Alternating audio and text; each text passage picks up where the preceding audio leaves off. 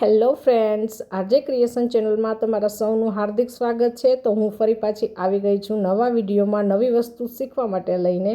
આજે આપણે શીખીશું કમ્ફર્ટની બોટલના ઢાંકણામાંથી સરસ મજાનું પેન હોલ્ડર બનાવતા।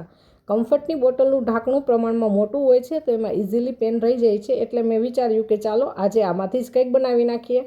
તો અહીંયા મેં સૌપ્રથમ તો 3 કલરની ટેપ લીધેલી છે, જે કલર ટેપ આવે છે ને તે એને ત્રણે ત્રણને છે એ થોડા થોડા પાર્ટના લગાવી દીધેલી છે। આ ઢાંકણું મોટું હોવાથી 3 સ્ટેપ પડે ને એવી રીતના મેં એને લગાવી દીધેલી છે। અને પછી ટેપ લગાવ્યા પછી પણ નીચે જગ્યા બચતી હતી, તો એ ત્રણેય ટેપની નીચે મેં સિલ્વર કલરની લેસ છે ને એનો ઉપયોગ કરી અને તેને ત્યાં લગાવી દીધેલી છે। તો તમે જોઈ જ શકો છો વિડીયોમાં કે મેં આ કેવી રીતે કર્યું છે। તો હવે આપણું જે આ કમ્ફર્ટની બોટલનું જે ઢાંકણ છે એ લગભગ રેડી થઈ જ ગયું છે। હવે થોડી ઘણી લેસ આપણે લગાવવાની બાકી છે। આ બધોય ભાગ ટેપ અને લેસથી કવર થઈ ગયો છે।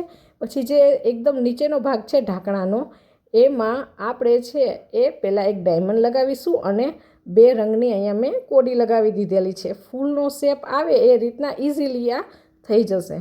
તો આપણું આ ઢાંકણ છે સુકાઈ ગયા પછી કંઈક આવું દેખાય છે।